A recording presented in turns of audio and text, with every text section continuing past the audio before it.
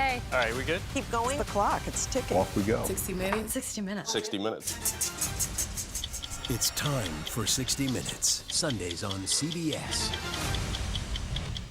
Tonight, massive evacuations as hundreds of fires rage in the West. Why these fires are especially hard to combat, and after Netanyahu's heated congressional address, what will come of his meeting with Biden on the CBS Evening News.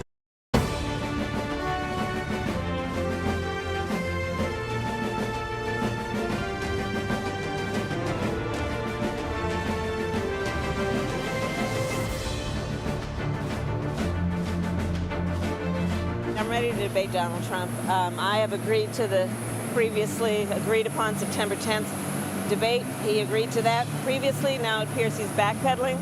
I want to thank you for 50 years of public service and 50 years of support for the state of Israel. I am honored to be considered, and regardless of what comes next, I'll do everything I can between now and Election Day to elect Kamala Harris.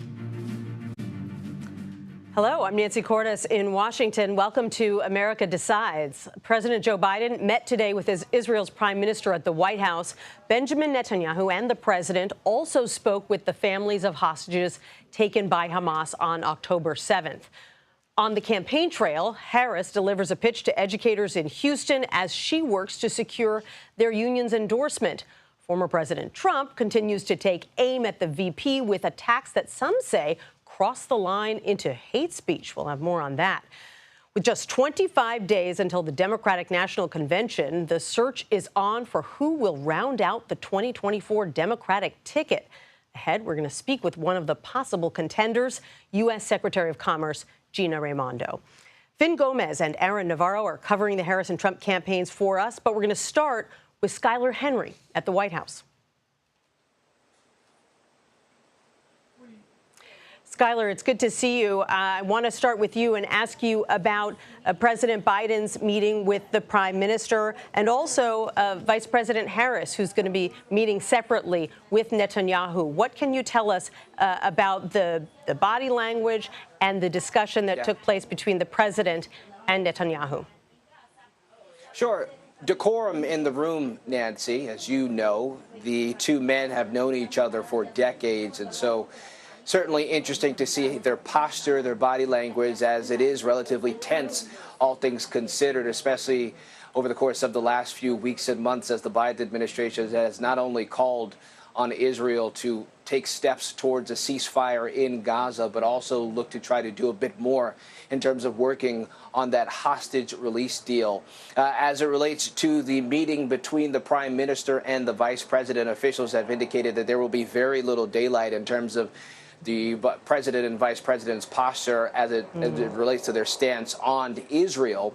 But also we should point out there that there is the possibility and expectation that the vice president is expected to press the prime minister even further on the terms of that hostage release deal and for a ceasefire in Gaza. Now, as it relates to the conversations between the two sides, we know that at least in terms of the one-on-one conversations, the vice president and the prime minister last spoke one-on-one early in the administration, ironically talking about the security and peace and protection and prosperity between Israelis and Palestinians. But the White House has indicated that she has been alongside the president during their many conversations, especially since that October 7th attack. And Skylar, it was notable that earlier today, Vice President Harris put out her own statement condemning pro-Hamas protesters who had burned the American flag here in Washington. What does that signify? And that doesn't mean that she's on the same page with Netanyahu when it comes to the Middle East conflict, does it? Right. Certainly not. But it also gives her an opportunity, especially in this new role in terms of being the likely Democratic nominee, to sort of set a stance for herself, right? Condemning any of that violent protesting that we saw here in Washington on Wednesday night. But as I said before, it also gives her an opportunity to really sort of lay the groundwork, if you will, between her and the prime minister and sort of setting their own relationship. I think it will also be interesting to see how the prime minister decides to play this delicate dance, if you will, between the president, the vice president, and then, of course, he plans on meeting with former President Donald Trump on Friday, sort of really sort of putting his chips in multiple baskets, if you will, as we wait to see ultimately what happens in our elections in November. Such a good way to put it. Skylar Henry at the White House, thank you so much. Finn Gomez and Aaron Navarro join us now. Welcome to both of you. And let's take a look first, right off the bat, at this new campaign video that the Harris campaign put out today. The first video starring Kamala Harris. Take a listen. We choose a future where no child lives in poverty, where we can all afford health care, where no one is above the law. So, Finn, what do you make of the fact that this new campaign video makes use right off the bat of Donald Trump's mugshot? Again, showing that split screen between her prosecutor record and his recent conviction, right? And we've seen some of those billboards as well, where it shows her with a text underneath her face saying prosecutor, and with Trump it says convict, right? And you're seeing some of that. And I think, by the way, I mean, that video I think is a really, really polished, well-produced video. And of course, we did not see a lot of Beyonce with Joe Biden. Right. A very different feel from the campaign. We're also getting much more casual press releases from the campaign today. That's right. They are leading into the age issue, if you can believe it, Democrats are. They're pointing out that the 78-year-old man, Donald Trump, was on Fox, and in the press release sent by the Harris campaign said he was saying, quote, very weird things. So they're leading into the 20-year or so age gap between Vice President Harris and Trump. No question. Aaron, you've been reporting today that both Gretchen Whitmer, the governor of Michigan, and Josh Shapiro, the governor of Pennsylvania, will be holding a campaign event for Harris in Pennsylvania on Monday. It's wonderful that she's got this group of about a dozen governors, senators, cabinet members who are touting her, willing to stand up for her everywhere she goes, because they're all in the running to be her potential running mate. That's right. And the Harris campaign official notes they are likely to talk about Project 2025 as they kind of go on the offense against Trump. But I think there's a little bit of a contrast between how these two governors, Democratic governors in swing states, are approaching this whole sweepstakes process. Whitmer, in the reporting from our colleagues on the ground, they often say that she says she's committed to Michigan, that while she thinks America is ready for a two-woman presidential ticket, that she wants to serve out the rest of her term in Michigan. Shapiro, on the other hand, notes that Harris has a very deeply personal decision ahead of her, and that while he says he's focused on the work, he also wants to beat Trump. So at least at this point, Shapiro seems to be a little bit more open, publicly at least. And Nancy, as we reported, two top contenders from two key battleground states in that Rust Belt state portion of the country that the Harris campaign knows it's important to try and win. So, I mean, also it's a bit of an audition, isn't it? I mean, it feels that way. Yeah, every appearance feels like an audition right now in this compressed time frame. Finn, former President Trump held a rally last night. He had said previously he was going to be nice. Last night he said, is it okay if I'm not nice? And he unveiled a whole bunch of new attacks on Kamala Harris. What did he say, and what does it tell us about his approach going forward? I think his approach going forward can be summed up in one word, and that is aggressive. You know, aggressive towards Vice President Harris, and absolutely not nice. He called her garbage. He called her garbage. He called her. He went for it. And you've seen him these very attacks that are visceral and something that we haven't really seen in sort of this disciplined chapter. We keep hearing how that Trump is so disciplined now. This has been sort of a return to an earlier Trump that we hadn't seen in a while, not to this level. And I think that you're going to be seeing more of that. You're going to be seeing more of that with ads, more of that coming from the rallies and from the trail, and just across the board. Harris has only been at the top of the ticket for about 4 or 5 days, so we don't want to read too much into new polls that we're seeing. But do they give us any early indication of where the race stands now and what her relative strengths and weaknesses might be? So from the polls that we've seen and pollsters I've talked to, they note that it does make the race a bit closer. Trump maybe with a slight edge when you look at the horse race. But when it comes to the economy, some of the frustrations people had with President Biden, voters, at least now, don't necessarily tie Vice President Harris to that, or even the Afghanistan withdrawal. One pollster noted to me they don't really associate Harris with that turning point in Biden's political cycle. Immigration is something that Republicans have been really leaning into, calling Harris, quote, a border czar. At this moment, it is still a tough issue for Democrats, but pollsters I've talked to note that voters don't really understand what Harris's role in that is quite yet, which is why this opening, there's only 100 days left, but these opening weeks is an opportunity for both camps to really define who Vice President Harris is. I do think that I think immigration is something that will challenge Vice President Harris going forward. I think right now you are seeing this bump, and we have seen essentially we're an evening of the race. We've seen it where there's a New York Times College poll that shows that essentially they're tied, 48-47, I believe, and but it is those battleground states, those 7 battleground states that we really have to focus on. Especially, and they've told us this, that Sunbelt state strategy, essentially, again, look at the southern part of the country, from North Carolina, Georgia, Arizona, and Nevada, where they now feel more competitive than they did when Biden was on top of the ticket. Right. They say that she has opened up more routes for them to win. And the base is enthused. The base has a lot of enthusiasm right now. And they're opening their wallets.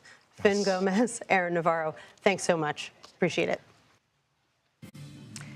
As we were just discussing, the race to find a running mate for Kamala Harris is now in full swing. We'll speak to one of the possible contenders, U.S. Secretary of Commerce Gina Raimondo, coming up. You're streaming America Decides.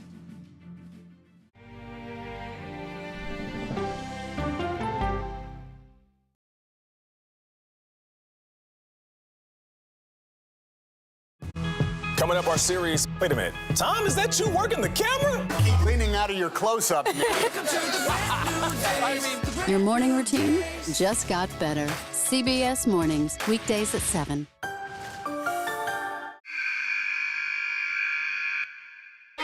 I had progressively fallen deeper into the world of online sports betting. The risk is the rush. What do you think is driving the spike in popularity? I think it's legality. If it's legal, I'm going to use it. There are ways to bet when you are 18. We've created an epidemic of child gambling. You can't walk into a male dormitory in a college campus without sports betting happening. It's America's most neglected problem. I used sports betting as a way to escape, when in reality, I'm choosing self-destruction. Whatever I had left, it was gone. The purpose of the industry is to get you to play to extinction. And that means until all your money is gone. Go to the ends of the earth. Reach for the stars. Yeah, I just took off.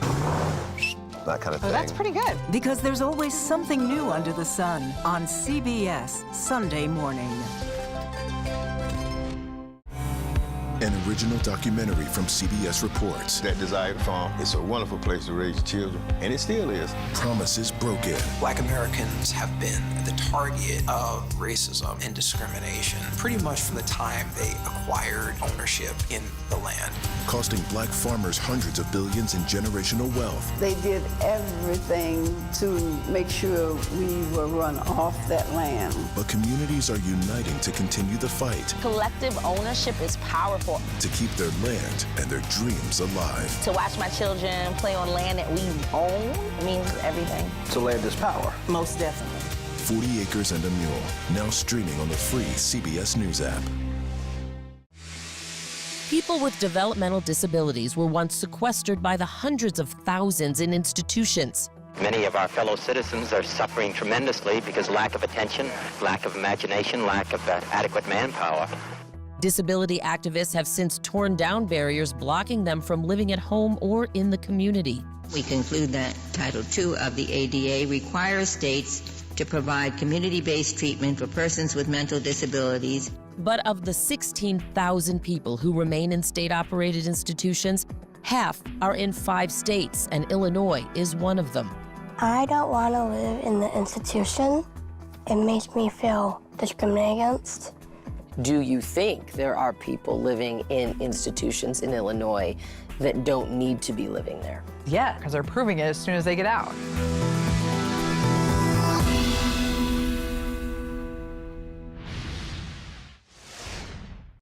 This is CBS.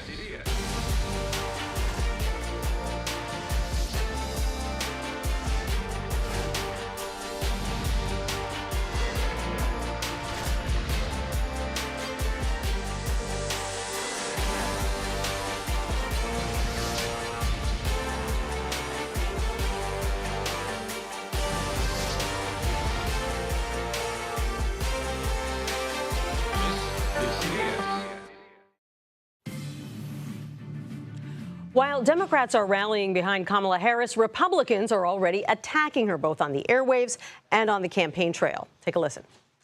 For 3.5 years, Lion Kamala Harris has been the ultra-liberal driving force behind every single Biden catastrophe. She is a radical left lunatic who will destroy our country. If she ever gets the chance to get into office, we're not going to let that happen. Let's bring in our political panel, Shelby Talcott and Braxton Booker. Shelby is a politics, there's that word, reporter for Semaphore, and Braxton is a national political correspondent with Politico. Hello to you both. So we're watching former President Trump figure out in real time exactly how he wants to frame Kamala Harris. What he's settled on for now is a radical lunatic. How's that playing? It's not playing well right now, at least with this big enthusiasm bump that Kamala Harris has gotten since rising to the top of the ticket, right? Certainly it plays well with his base, but you're seeing this newfound energy on the Democratic side, and they are looking to like punch back on the Trump campaign with anything they got. And they're saying, look, being racist, look at this guy. They cannot stand up to a woman who's strong and qualified. So right now it's backfiring as far as whether or not he will be able to use those attacks and bring in some independents, maybe some people who are on the fence. But right now, I think he's still trying to figure out what those tax lines are going to be and whether or not they can land. What are you hearing from your sources on the Trump team? Is this kind of where he's headed, that she's dumb, that she's, one of the most radical politicians ever? Yeah, one of the big things that Donald Trump's campaign is really trying to do in the next few weeks is tie her to Joe Biden's policy and his administration, while also arguing that she is further to the left and more progressive than Joe Biden. And so we're sort of starting to see hints of that strategy, through his campaign aides, through his rallies. He's starting to sort of hint at that sort of argument that she is more progressive than Joe Biden. But they also want to tie her to things like immigration and the economy. And so they're sort of trying to craft this multifaceted argument that she is equal to Joe Biden, but worse at the same time. Braxton, I want to ask you about this list of a dozen or so potential VP candidates that is taking shape. What does it tell you about, her thinking and where the campaign is headed, that it's very heavy on governors, one senator that we know of, a couple of cabinet members as well. Where does she want to end up, do you think? And certainly right now the leading candidates seem to be all white males, so it seems like they're... Only a couple women on that list. Yeah, but so it looks like they're kind of leaning into this Obama playbook, saying like, look, if this candidate is going to make history, we have to couch this a little bit by having kind of the safe pick. I think they're couching it with the idea of, well, we need to have geographical diversity and try to pull in some of these other states that may be falling off the Democratic map and try to bring them back into the fold. What I think you're seeing is someone who, she's looking for somebody who she can really vibe with and have a partner with, because she had a very good partnership with President Biden. She's looking for somebody who she can have a partner with, but I think she's trying to make sure that it is a safe pick. That might speak towards somebody like a Roy Cooper, who she served as an AG with. She was the AG of California. He was the AG at that time of North Carolina, so they go back a long ways. Shelby, what are your sources telling you about how both Trump himself and the Trump campaign are feeling about the choice of J.D. Vance 1 week in? Well, of course, when you talk to Donald Trump's campaign, they maintain that it doesn't matter. Donald Trump was on a press call with us yesterday, which is fairly unusual for this campaign, that he called into this press call, and he maintained that he had, he was still very happy with J.D. Vance. There had been speculation that he was unhappy with the pick because of this shift. But in terms of Harris's vice presidential options, I think among Republicans I talked to, the big concern is, of course, Shapiro, because of Pennsylvania. That's such a big state going into this election. And also Kelly is another one that they're keeping an eye out for because of his background, because he's an astronaut, and because he was in the military. And so he can kind of size up against Vance in a way that they didn't think Harris would be able to originally. Yeah, I saw Chris LaCivita, one of the top officials on the Trump campaign, tweet out yesterday that the pick is Shapiro, which obviously there isn't a pick yet, so there's no way anyone could know that, and most certainly not the Trump campaign. Why did he do that? Well, I think, again, it's sort of getting ahead of the news, right? Unless he has some insider information that we don't know. I mean, really, who knows? Interesting if he did. Perhaps, but you know, I don't know who she's going to pick. But yeah, I think it's sort of getting ahead of the news. They're certainly preparing for a Shapiro or for a Kelly or for some of these options that might make the race more difficult, given, you know, the dynamics of what the map looks like. You know, I was talking to a campaign official in North Carolina today. They were saying that after the Harris pick was announced, they saw a surge of donations, not just to her campaign, but to other Democratic campaigns that had nothing to do with her, and new donors that they had never heard of before. It's almost like there was this pent-up desire on the part of Democratic voters to get involved, and once President Biden stepped aside and she stepped in, it kind of unleashed that excitement.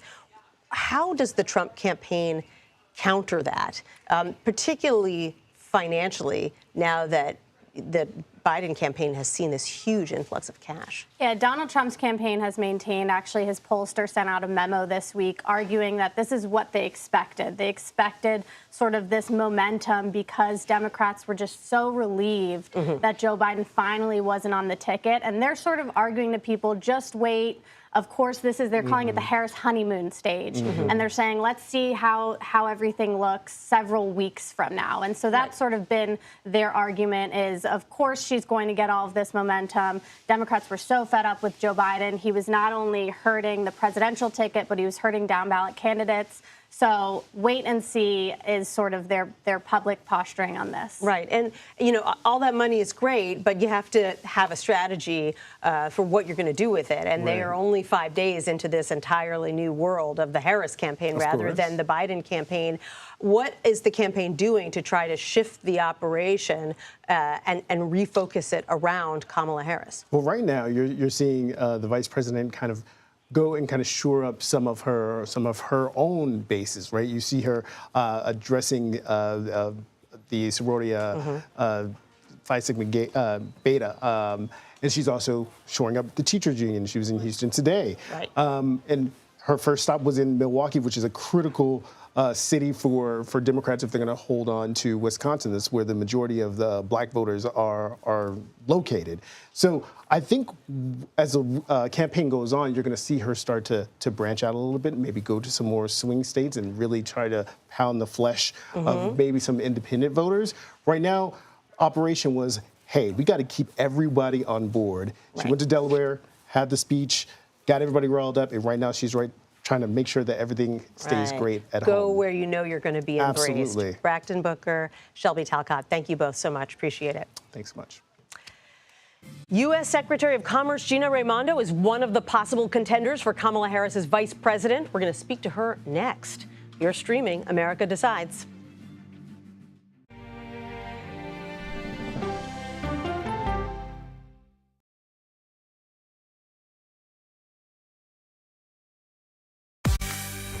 On our places, bright, shiny faces. When you wake up in the morning, we want to be your go-to team. Nate has one of the quickest minds I've ever seen. Tony has a way of making people feel comfortable. Gail has this unbelievable knack to ask the question that you're asking at home. I've been told I could talk to a tree, and that's pretty much true.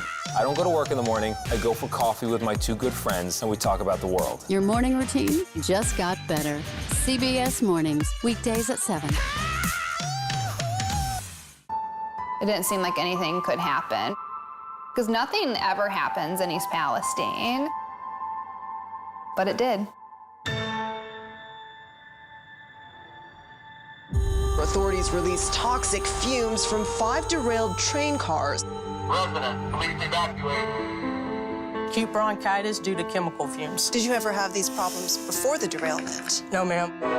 This neighborhood's not safe no more. We can assure the community that there's not vinyl chloride entering their communities. Then why are there so many people feeling these various symptoms of bloody noses or difficulty breathing, bronchitis? That's a hard question to answer. We're talking about one of the most blatant releases of a mixture of some of the most toxic chemicals that we've seen in America. I feel like now I have a duty to warn other communities. If my daughter has to watch me die of cancer, at least it saves someone else.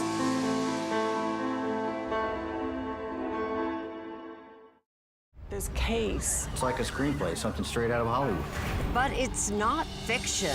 It's 48 hours. Human remains found this week. 4 families shattered.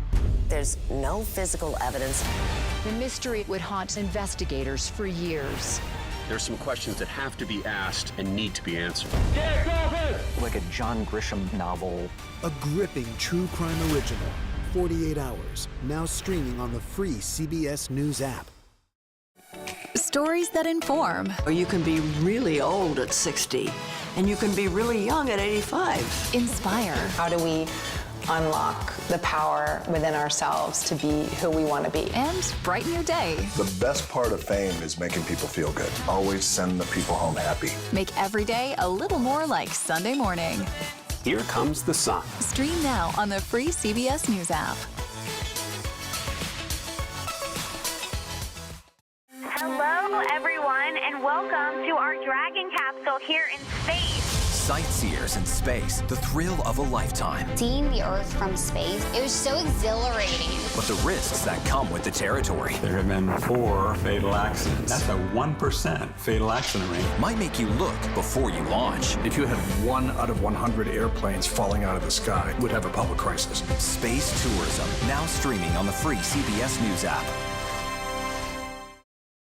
For the next 6 months, I'll be focused on doing my job as president. That means I'll continue to lower costs for hardworking families, grow our economy. I'll keep defending our personal freedoms and our civil rights, from the right to vote to the right to choose. While the final months of a president's time in office is known as the lame duck period, President Biden made it clear to the country last night that he has a lot more that he wants to accomplish prior to January 20th. Secretary of Commerce and possible vice presidential contender Gina Raimondo is here with us now to discuss it. Madam Secretary, thank you so much for being here. Thank you. I want to get to the Harris campaign and your potential role in it in a moment. But first, I want to ask you about last night when the president you've been serving as Commerce Secretary for the past 3.5 years spoke publicly for the first time about his decision to step aside as the candidate. And I'm wondering how you feel about that decision. Did he do the right thing? Yes, he did do the right thing. It was his decision. And I have to say, watching it last night and even just watching the clip now, it was a beautiful and moving address to the nation. It's the man I know, a man who's decent and honorable, who has always put country before self, which, quite frankly, we need more of in American politics today. I've never been prouder of him, and I'm just been so proud to serve alongside of him. And he made that decision for the good of the country, and I respect that deeply. The president talked a little bit last night about what he wants to do with his final 6 months in office. What are your priorities for the next 6 months, and what's realistic? You know, I wake up every day thinking that today's the day to get everything done. So we have a lot to do. In my case, we have to finish implementing the CHIPS Act to make sure that the United States once again leads in semiconductor manufacturing. We want to get all of the money allocated to states for broadband to make sure that every American has access to the internet. So we're just going to continue to run through the tape and do what we need to do, like revitalizing manufacturing, working on AI. That's a big piece of work that I have. So we're very focused and continuing to work. President Trump, the former president, and his running mate, J.D. Vance, have a very different idea for how to boost domestic production. They're calling for a 10% across-the-board tariff on foreign goods. What do you make of that proposal? I think it's a terrible proposal. It is reckless. It will hurt this economy. It will hurt American workers. It'll impair our ability to manufacture. You know, many goods that are coming from China are actually inputs into products that we want to make in America. I think you know, Nancy, I make it my business to talk to American CEOs almost every day, from the biggest to the smallest companies. I literally can't find a single one who would support that kind of a policy. Tariffs to level the playing field and stick up for American workers and businesses can be strategic if done in a thoughtful, pinpointed way, but done the way that the former president is talking about it, I think is wrong-headed, is quite dangerous. And again, I talk to economists, I talk to businesses every day. They're scared of that particular proposal because they know how bad it'll be for the economy, for their businesses, and for workers. Secretary Raimondo, you're a former businesswoman yourself. You're the former governor of Rhode Island, now a cabinet secretary. And we've been reporting that you are one of roughly a dozen individuals who are being vetted right now by the Harris campaign as a possible running mate. Can you confirm that you are, in fact, being vetted? And are you interested in the job? So, Nancy, I'm here in my official capacity as Commerce Secretary, so I can't and won't comment on my private conversations with the campaign.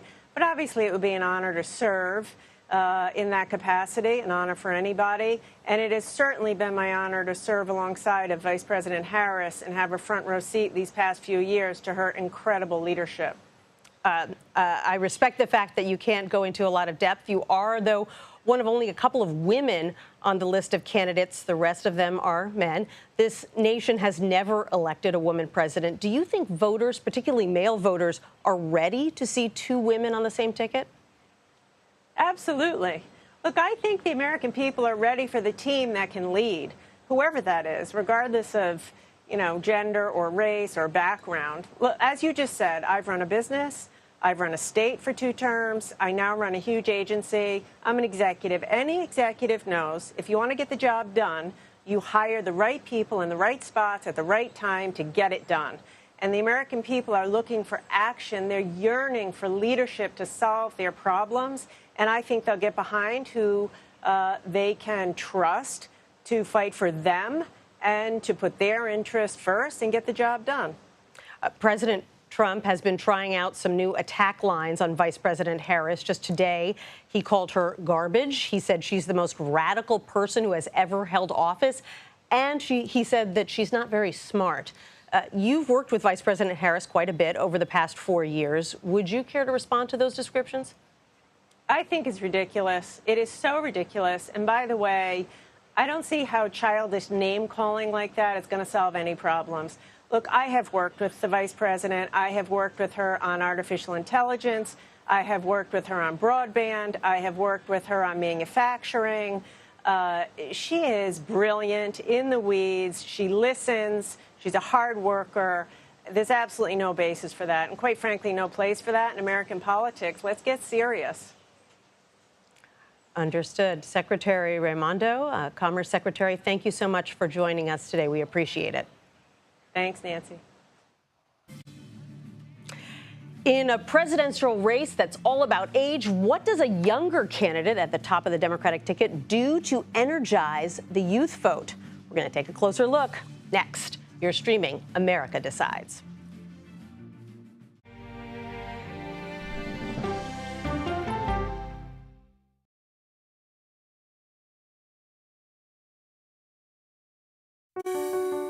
Washington is the seat of power. National security, foreign policy, global economics, every story comes through Washington in some way. We bring some of the most powerful voices in America to the table. We don't just ask the questions, you have to go deeper. We try to understand what's at the heart of the issue we're talking about, to then come forward with solutions. Face the Nation on CBS.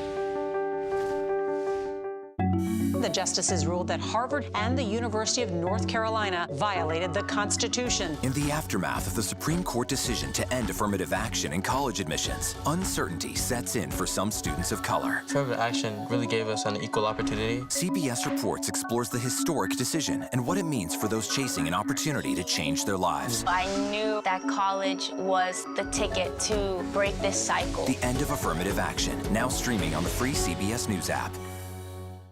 America Decides is your place for fact-based, unbiased reporting. At the White House, at the Capitol, on the campaign trail. What do you say to those in your party? Any cracks in the Republican Party? Our reporters and our anchors travel the country talking to voters like you about the issues that matter most. Immigration is really a factor right now that are going to be driving your decisions.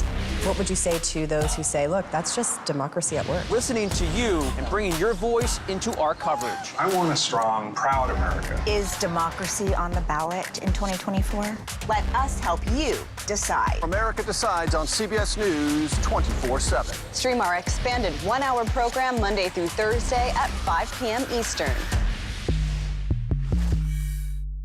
An original documentary from CBS reports. AI is among the most world-changing technologies ever. Curing diseases, scientific breakthroughs, making lives better. They can help us with medical discoveries, scientific discoveries, doing better agriculture, having cures for things like Alzheimer's. It's also going to really transform the way we work.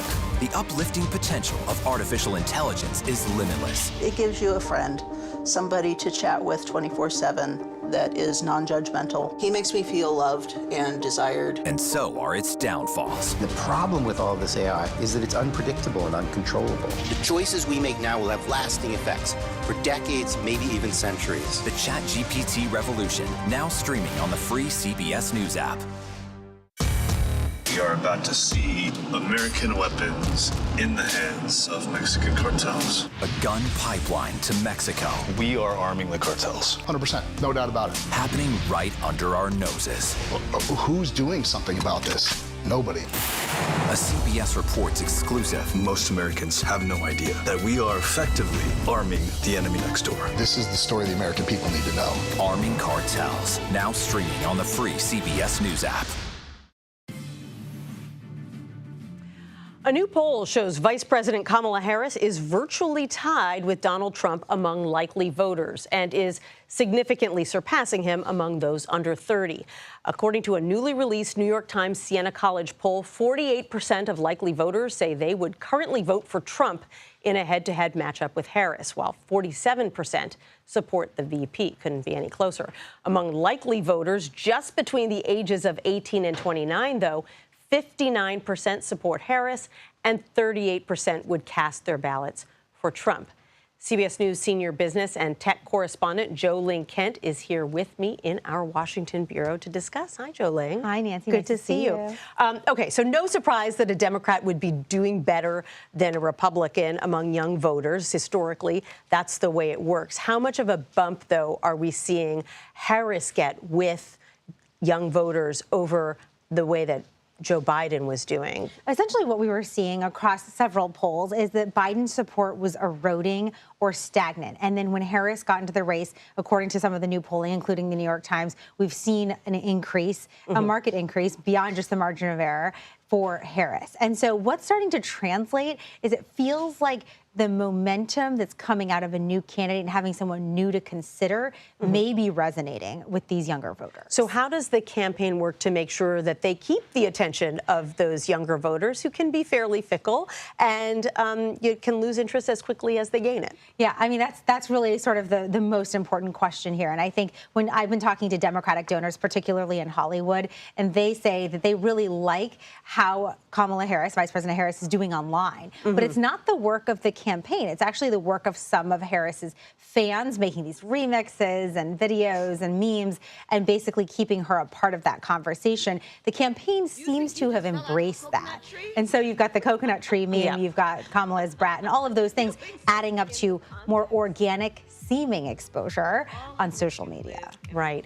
But it's more than just online engagement, right? Yeah. There are specific issues that young people care about and want to hear about. Yes, exactly. They want to be hearing about the situation in Gaza and Israel. They want to be hearing about the economic situation. Climate is very important as a major priority. And we've been talking to some people who have been registering young voters, and they say that those three particular bucket areas, while they're important to probably most voters out there, they really resonate, and how the vice president and how former President Trump speak about these will inform the way they ultimately vote in November, in addition to the memes and the stuff that this very online universe, you know, how we consume things, basically. I want to switch gears and ask you a little bit about the economy, because the Commerce Department revealed today the nation's economy grew at a pretty robust 2.8% last quarter. That was more than economists were predicting. And so to what extent do we expect that the Harris campaign is going to try to seize on this, and what accounts for that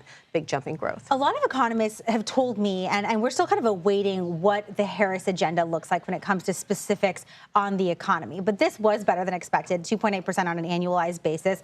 Not bad. When you look at inflation, we know inflation's at 3%. Wage growth continues to outpace inflation, which is good news if you're a consumer. But a lot of important things continue to grow in price. And so the challenge here for Vice President Harris and former President Trump is figuring out how to message this, especially to younger voters, on how they actually feel about the economy versus what has been relatively strong data out of the Biden administration. Right. And what has been so fascinating to me is, despite that strong data, voters have been pretty gloomy about the economy and tended to transfer that gloom to President Biden himself. So they seem to blame him for whatever shortcomings they saw in the economy. And yet there's new polling that indicates that they don't hold Harris responsible for to the same degree. Yeah, and let's see if that holds too, because the other interesting thing about that GDP data that you just brought up is that most of that bump, that 2.8% growth on an annualized basis, guess what it was? Consumer spending. So people may not feel good. They may be experiencing the vibe session, but they're still spending money.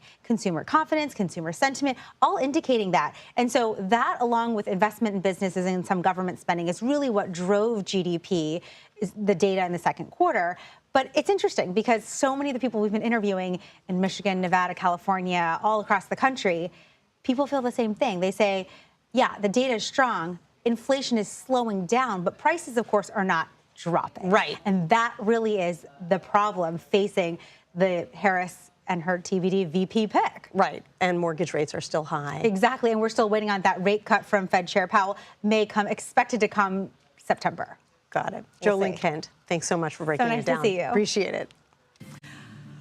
What does Kamala Harris need in a running mate? Well, we're going to talk with a Hillary Clinton campaign insider, campaign leader, really, about the search. You're streaming America Decides.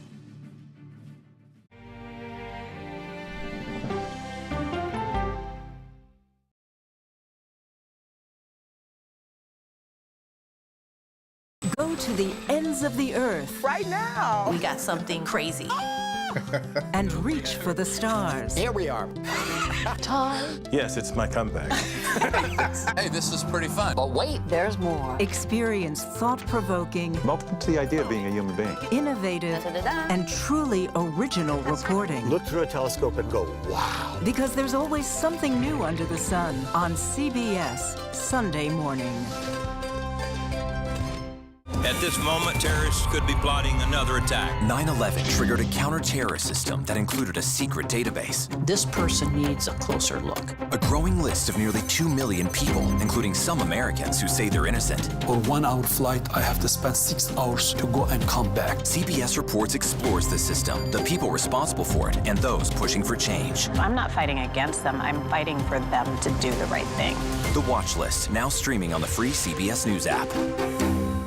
Don't miss true crime anytime you want, anywhere you go. With the 48 Hours podcast. Real crimes, real lives, real justice. There's some questions that have to be asked and need to be answered. Listen to 48 Hours on Apple Podcasts. An original documentary from CBS Reports. Imagine yourself in Manhattan with no police, no army, no mayor. The people of Haiti stare down poverty, corruption, natural disasters, and violence. 90% of the guns that are used by gangs in Haiti are American guns. But with an unbreakable spirit and eternal optimism.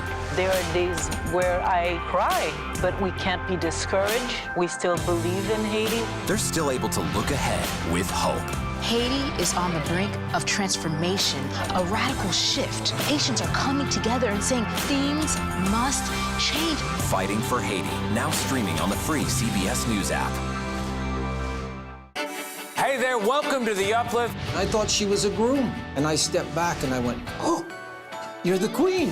She's going to be with me every instant that I'm alive. I just wanted to see if you'd go to Disneyland with me today. I look over at him and he's smiling. I'm going to remember that the rest of my life. They told us when he was going to be born, he was only going to live for 30 minutes. It's really a miracle that he's with us today. The Uplift. Stream now on the free CBS News app. When you wake up in the morning, we want to be your go-to team. On our places, bright, shiny faces. I don't go to work in the morning. I go for coffee with my two good friends, and we talk about the world. Your morning routine just got better. CBS Mornings.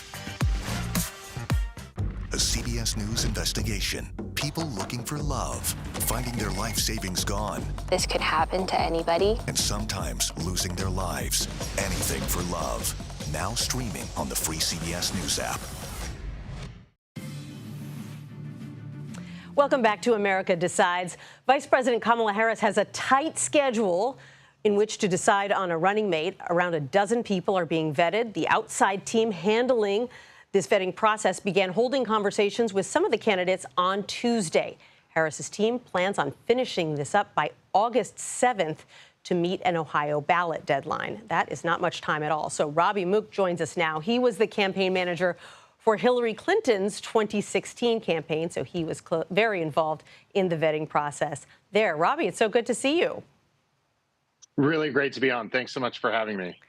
You know, I remember, Robbie, trying desperately to get any shred of information out of you for months about who Hillary Clinton's running mate was going to be. Obviously, now we're looking at weeks, not months.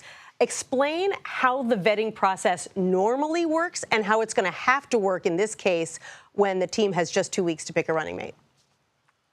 Yeah, well, yes, normally you have months to do this. Now we're down to weeks. I would even argue days on this because I think that this team is trying to move faster on this. Look, you usually start with a list of maybe 20 people, get that down to 10 people. Really vet those 10 people hard. You know, you hire a professional law firm. Eric Holder's firm has been retained again this time to do that. Winnow that down even more to, let's say, 3 or 4. And the thing that we had the opportunity to do on the Clinton campaign that I don't know how much time the Harris campaign is going to have to do is get these folks out on the trail, you know, watch how they campaign, watch how they perform. We've seen a lot of the people being talked about on cable television, for example, but there's probably not as much time here to actually go campaign with the nominee in the way that you'd like to be able to do.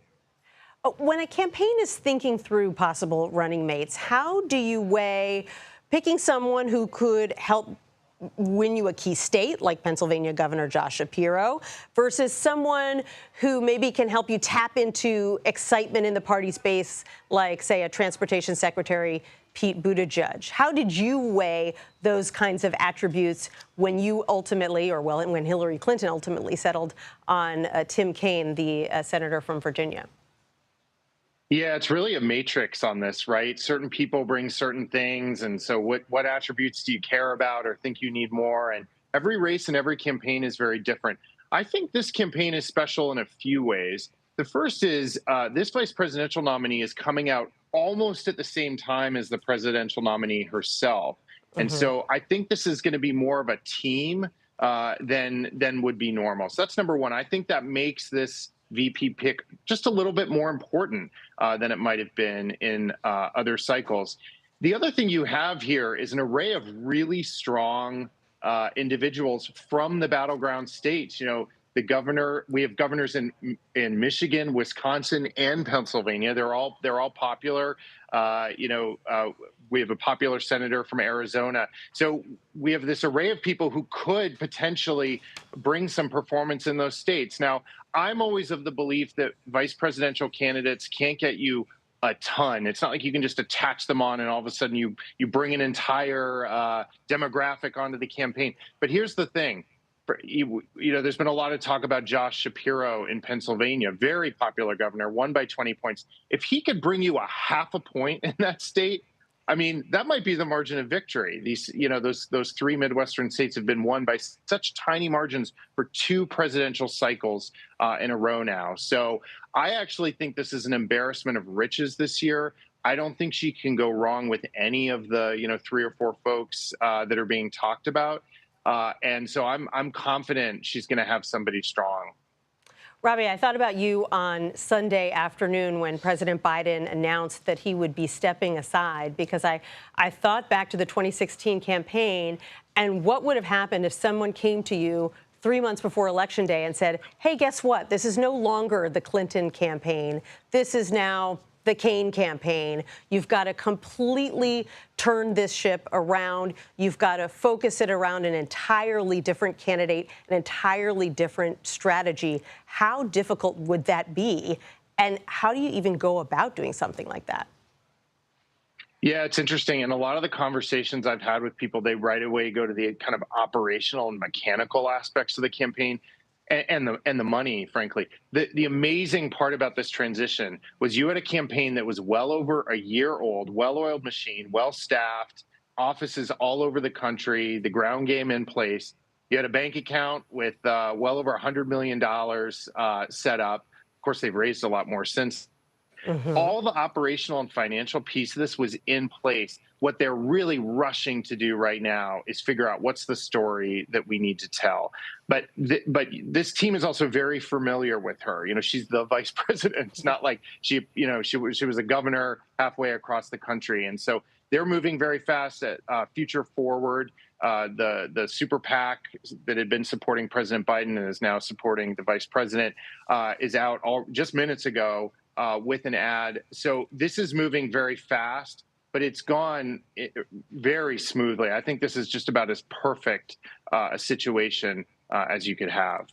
Do they need to bring, do you think, an individual or a few individuals in from the outside who can really capture the vice president's voice in the same way that they were really focused on capturing Joe Biden's voice until about 5 days ago?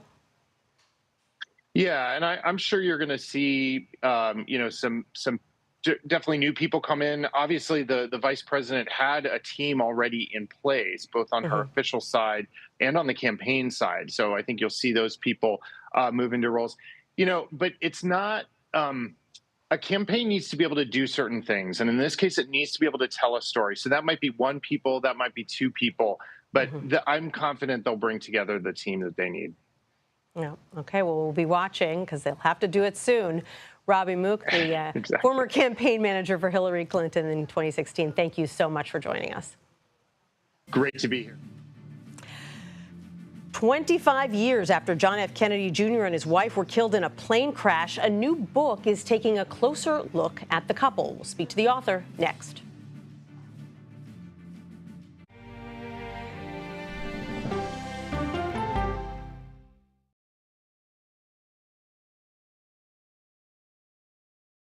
Okay, so let's just start at the beginning. Well, let me start with this. What is at stake here? What is the answer then? Do you know why? You want me to just keep going? Is that a good thing or a bad thing? Were there death threats? How is this possible? What's wrong with that argument? Are you saying they lied? Have you told the government that? Why won't you say the word crisis? You're not answering my question. This really is that scary? Does that make sense? What do you mean? What does that mean? Did any of that make sense?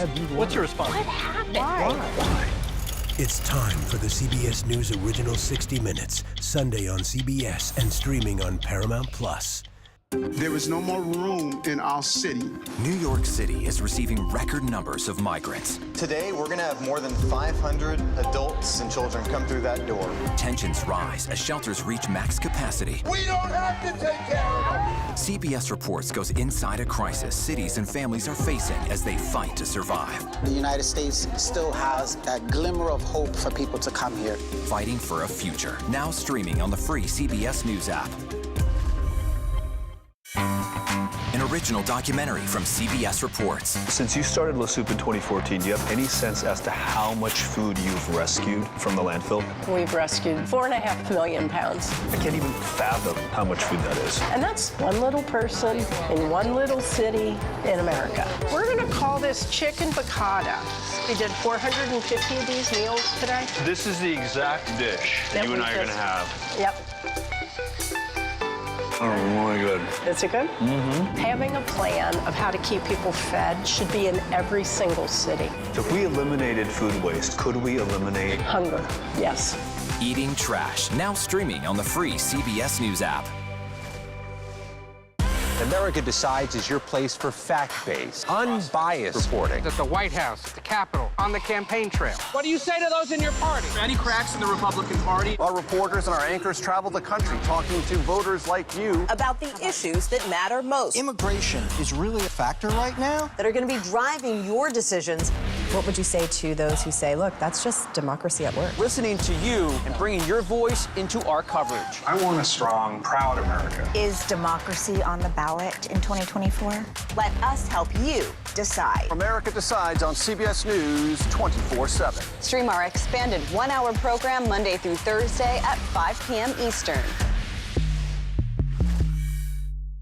When people say who's first to get in the morning, that would be me. Morning news matters because it sets the tone for your day, and it's a way of getting you started. Day to day, that first draft of history, it happens right here. We're going to uplift you. We're going to send you out your way. We take you places, we teach you new things, and we make you feel like, you know, it's not all bad. People say to me, you always seem to be having a good time. And you know what? You're right. Your morning routine just got better. CBS Mornings, weekdays at 7. It's been 25 years since JFK Jr., his wife, and his sister-in-law were killed in a plane crash. And now a new book is sharing never-before-told stories and insights from his friends, lovers, teachers, and more.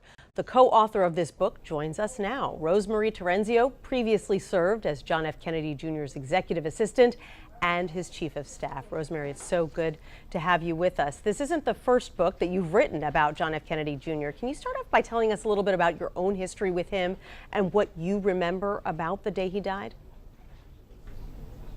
Yeah, hi Nancy, thanks for having me. Yeah, my first book was Fairy Tale Interrupted, and I wrote a memoir about my time with him.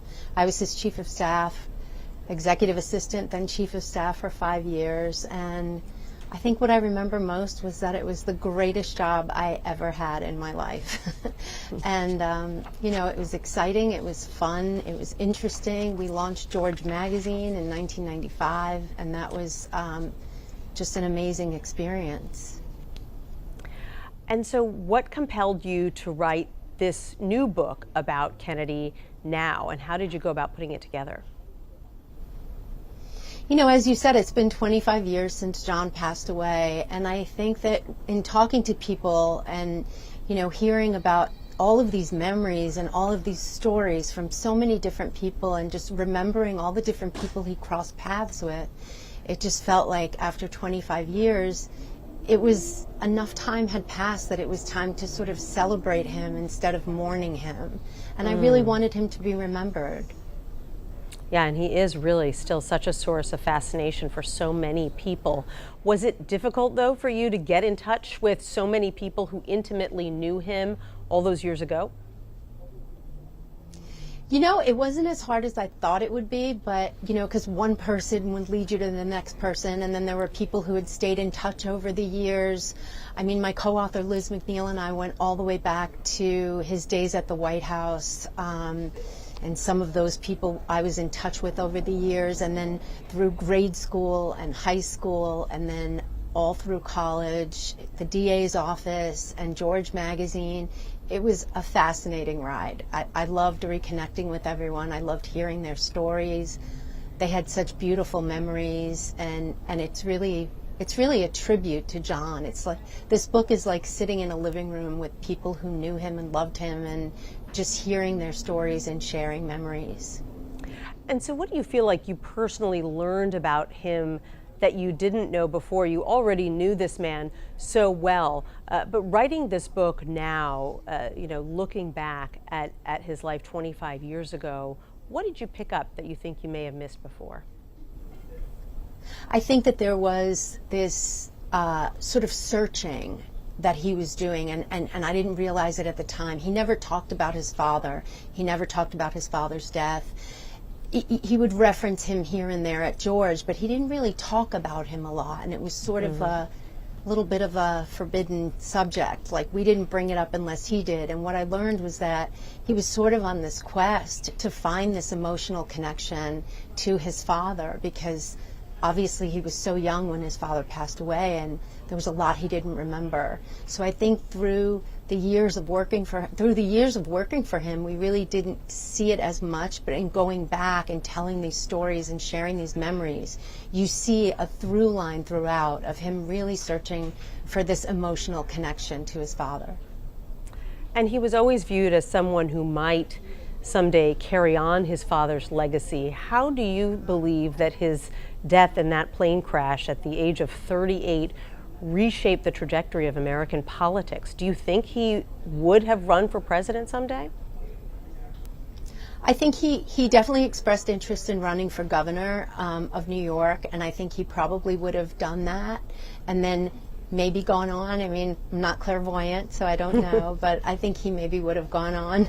I think one of the things that if he were still alive today, you know, I always say people behaved better when John was in the world. And I think that he was someone who had a very keen interest in learning about both sides and not dismissing people outright because he didn't agree with them.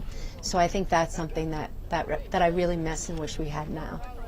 Yeah, well, he's definitely a unique figure in American history, and so interesting that you were able to go back and explore that relationship so many years later. Rosemary Terenzio, thanks so much for being with us. That does it for today. We'll be back with another edition of America Decides on Monday at 5 p.m. Eastern. The Daily Report with John Dickerson starts right now.